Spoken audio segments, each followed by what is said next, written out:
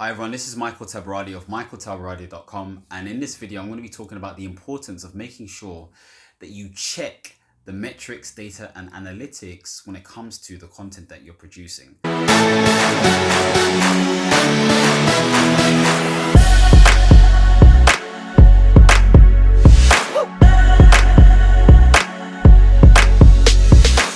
Now, at the end of the day, this whole sort of personal brand, business, and all this kind of stuff online is based on how much content you can deliver. And I'm talking about content in the form of video, podcasting, audio, because you could have other stuff, obviously, written, offers that you have in the terms of lead magnets, how you offer sort of advice to people when it comes to speaking at expos or talks or events. It's about content creation, whatever form you're using, okay? But at the end of the day, you need to be able to measure results. And if you can't measure your results, then you don't know whether you're getting a return on investment for specific things, whether that's engagement, activity, behavior, likes, whatever it is, or even sales, okay? So at a bare minimum, you need to make sure that you actually do these three main things. You need to make sure, one, that you have Google Console set up for your website, and it's very simple to do. And what Google Console does is that it allows, number one, for your website to be crawled properly or better, but two, it gives you analytics in terms of the sort of traffic you get, in terms of the keywords that pop up, and all of these different things that are useful for understanding what you need to do in terms of your website, how well your website is performing on a day-to-day basis, okay? So that's crucial. And what you can do is set up your actual Google Console based on different website domains that you have, okay?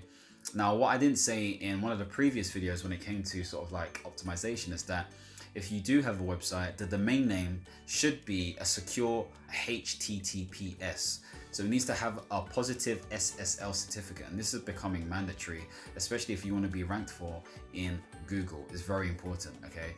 Now, the reason I'm saying this for this video is because if you have the HTTPS, what happens is you can prioritize that domain name specifically for Google to prioritize that domain name for your website. So what I'm basically saying is I have https://michaeltabaradi.com prioritized, but I also have https://www.michaeltabaradi.com. That isn't prioritized, but it also recognizes that as my website as well.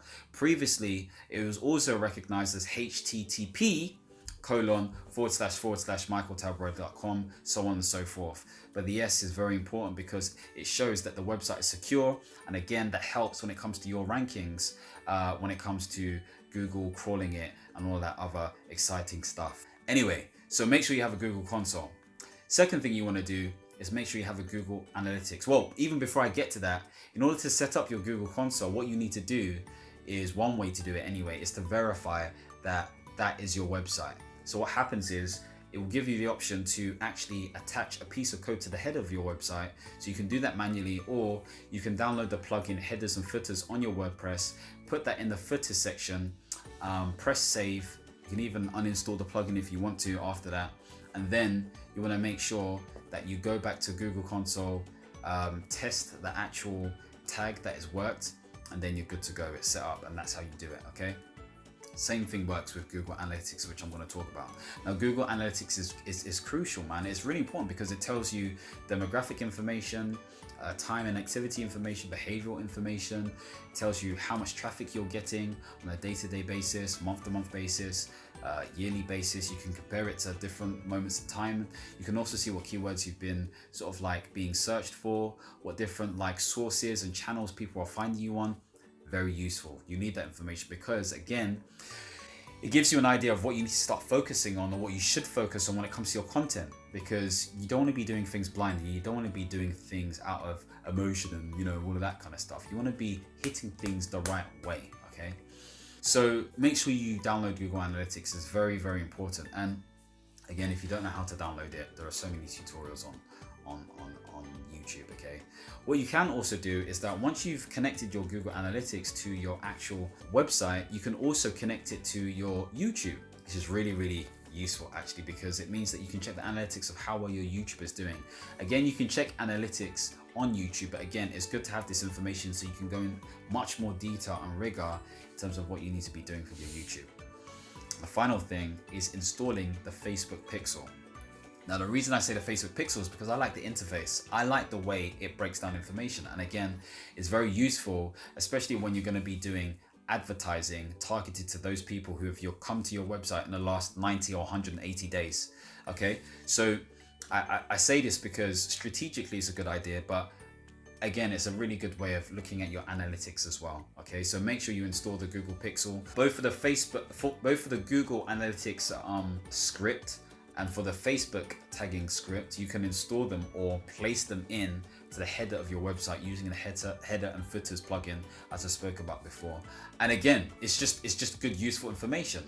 From a Facebook point of view, it's great because again, you can actually see or you can actually start picking up activity of people coming to your website, and you can test that by installing the Chrome extension, the Pixel helper. And then you can see, obviously, if you get numbers pop up in green, you know that your pixel's working properly, and you can start like picking up the information. Now, they're not all going to read the same information. They're probably going to be roughly around the same sort of numbers, but I think different sources are useful, okay, just in case something fails. But the point of this video is to understand that you need to check your analytics at least on a monthly basis, and then do some sort of like proper review every 90 days, every quarter. Because once you can see what happens over a quarter, then you know whether something's working or not. If you're producing masses of content and it's not hitting the mark, you know you need to change up your keyword research strategy. If you're producing lots of content and it's growing, you know, month after month, week after week, then you know your content strategy research is working. So have some sort of like actual sort of like data you can go on, because if you can go that way, if you can be more clinical about it, then it's fine. It doesn't require much time, okay? You're just looking at it and just really understanding the numbers. Maybe you want to record the numbers month to month if you want to, if you want to be that sort of person. But again, that's always going to be on your dashboard anyway for your Google Analytics, your Google console, and for your Facebook Analytics backend.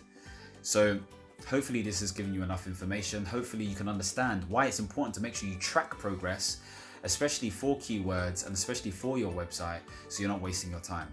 Anyway, take care, God bless. Don't forget to subscribe, especially if you find these videos useful.